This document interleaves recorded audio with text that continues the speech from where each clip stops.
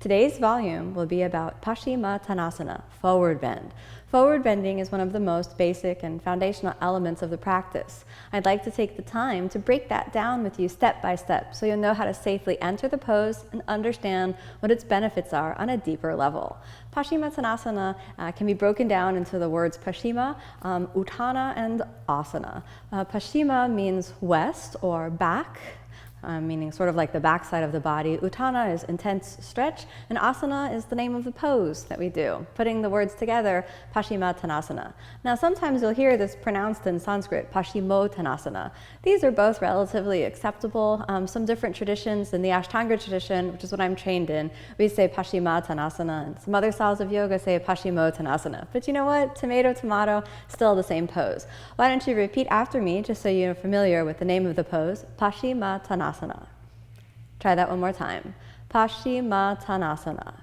Now we'll begin our practice of a deep forward fold. All right, so let's take a look at what are the elements of forward bending. So if you'll come to a seated position and just kind of stretch your legs out, I want you to find some places on your body. I want you to bend your knee, reach down and find your heel. So you could find your heel. So the base of your forward bend is going to start at the bottom of the heel, and then that creates kind of like a bookend down at the bottom. Then from your heel, tracing through your calf muscle, through the back of the knee, through your hamstring muscle, I want you to wiggle around until you can find, and we can do that with both your sitting bones. So in a basic forward bend, your sitting bones are going to move away from your heels. So come to that comfortable seated position, bend your knees, wiggle around on the sitting bones, and then push your heels away from your sitting bones. And this will bring you to the seated staff pose, which is known as Dandasana, just a seated position with the legs stretched out. So I want you to feel your sitting bones and how they're oriented in space, which means that they should be moving a little bit away from the heels. If you're unable to sit forward on your sitting bones and your back is rounded,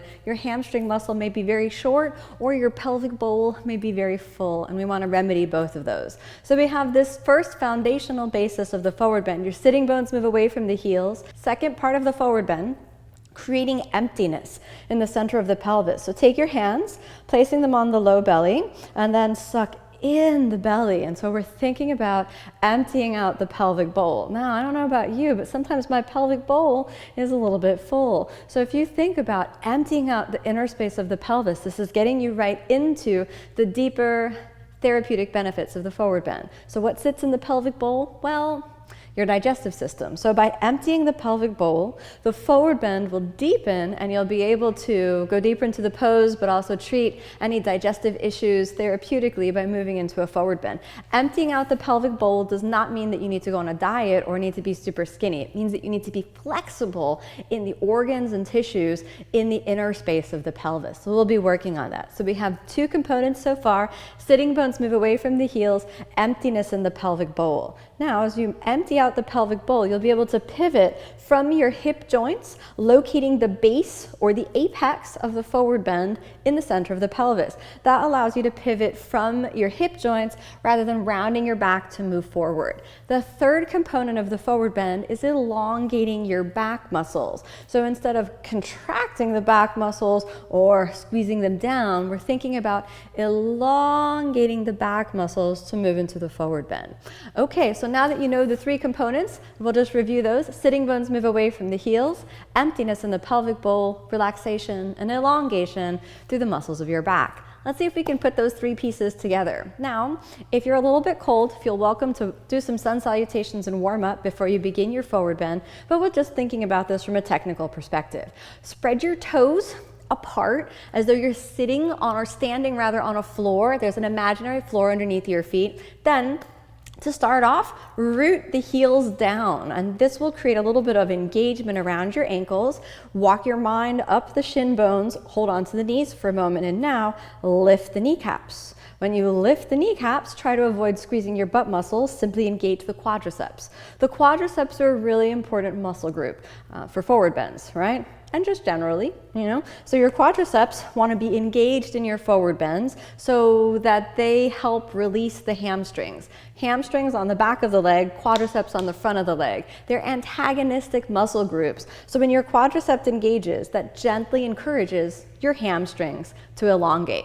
Now you may notice that when you do that little lifting up of the kneecaps, that there's some flesh around your butt that seems to get stuck underneath the sitting bones. And if you have that, you can lean over to one side and Move your butt a little bit out of the way, lean over to the other side and move the butt out of the way. It would feel like the sitting bones spread just a little bit apart. Now we have the foundation of the legs, all right? So from your heels through the shin bones, kneecaps up, quadriceps engaged, and sitting bones spread ever so slightly apart. Don't overdo that with spreading your butt cheeks too much, or you could put unnecessary stress on your sitting bones. Now we have our legs in place. We're going to do a little bit of testing to make sure that the knees are safe. Take your fingers, first 2 fingers, and place them underneath the knees. If your knees are flattening onto the back of the yoga mat and you can't reach under, you've hyperextended your knees and you want to soften that. A good, easy safety measure is to keep the heels on the ground. Now, if when you keep the heels on the ground, instead of just 2 fingers under, you can reach your whole hand under,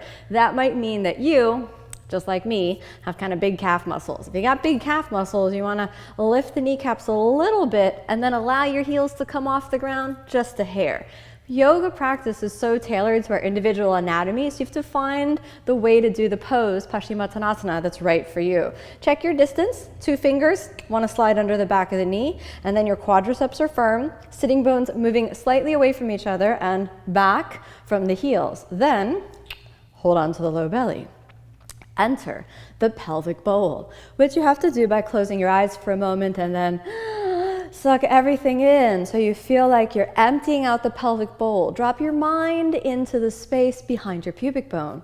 Suck it all in. Then slowly pivot a little bit forward and you'll feel like all of the inside of your pelvic bowl kind of dumps out. And then again, pull it in. And then we feel like now if you can find your sacrum is a triangular bone that sits at the back of the pelvis right here. You'll feel like your sacrum lifts up and over as you fold forward. So keep your hands right in the low belly and the sacrum lifts up and over. Ideally, when you forward bend, your rib cage, the lower ribs, the first thing to touch your thighs. So hold on and hang out here for a moment. Release your hands and hold on to your big toes. Then inhale, straighten the arms. And now the next thing that we'll look at is how to safely work the forward bend. The most common mistake in this pose is that if someone can hold on to their toes, or if you're a little tighter and you have a strap around your feet, one of the biggest mistakes that people make is as soon as they have something to hold on to, well, it's like, here we go. So you never want to enter your forward bend with too much force in the arms. Instead, simply hold on to the toes, drop the shoulders down the back, elongate the back muscles. Inhale as you suck in through the emptiness of the pelvic bowl. Exhale as you pivot into the hip joints and fold. Allow yourself to simply fold however much is possible for you.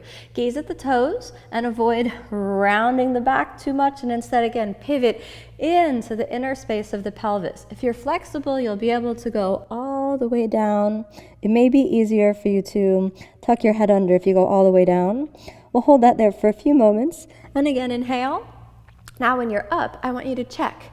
How's the pelvic bowl doing? Are you sucking it in? So just remember to keep the pelvis sucked in. Change your grip, interlock the fingers.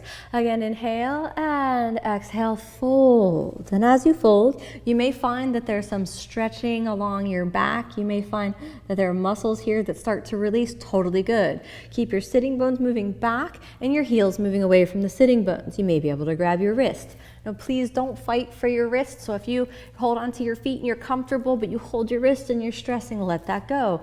Go right back to the feet. Again, inhale, exhale, easy fold. We'll hold that for a couple breaths. 2, 3, 4, and 5. Inhale, straighten the arms, exhale. Inhale, come on back up, and let's just bend the knees for a moment, release the back, and we'll just kind of shake it out. And we're going to do one more forward bend. I know many of you watching, you might not have been able to get as deeply into that forward fold, so let's take a look at how we might actually work our forward bend. So stretching out the legs, again, heels moving away from the sitting bones, kneecaps up. Take that moment, move the flesh a little out of the way. Find that emptiness in the pelvic bowl. Now, pivot from the hips, so you want to feel like you're moving back. Now take the hands forward. And this might be as far as you get. I would rather have you just wait here than round your back and kind of dip down. So come right up onto the fingertips and just keep thinking back. pivot from the hips, from the hips, from the hips. Avoid arching the back. So if you feel your back muscles very tense, suck in and allow a slight spinal flexion so that you can pivot into the hips. Then hold on to your shins. Again, this is a perfectly fine place to stop, engaging the feet. Maybe you can reach over and hold the toes, and maybe that's as far as you get, okay? So same thing, we move through. Let's release the back completely, cross your feet, and now let's just easy step back, hands and knees plank for a moment, and then all the way up, come on to plank. Exhale, chaturanga. Inhale, easy upward facing. Exhale, easy downward facing, just to release the back. Come down onto your knees. And one more time, just to release the back after that forward bend. Let your spine move into extension, flexion, walk the knees forward, and sit down underneath. Okay, Paschimottanasana is a really important pose. It's one of the most foundational forward bends in the practice. It can also be really frustrating if your back muscles won't release, if you have no space in the pelvis, or if you can't forward fold. Then you might feel blocked not only in this pose, but in so many other poses in the practice. My advice to you is to practice patience and tolerance combined with good, healthy, solid technique. Never rush the journey. Don't try to fight yourself or fight the pose. Every posture has its own time. Stick to the technique with the full faith that if you continue to practice, one day it will definitely start to happen.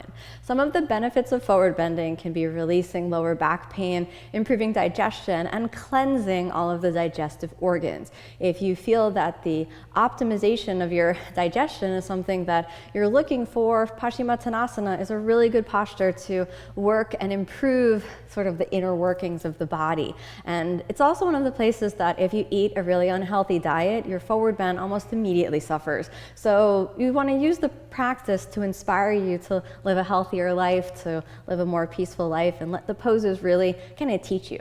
I believe that every pose has a lesson. So I'll leave you with the thought, what is the lesson of Paschimottanasana for me? As you move into this intense forward fold, what will you learn as you journey down into the inner body? I hope you've enjoyed this episode of the Encyclopedia of Yoga and that you leave with the inspiration to practice every day. Thank you so much for joining me. Namaste.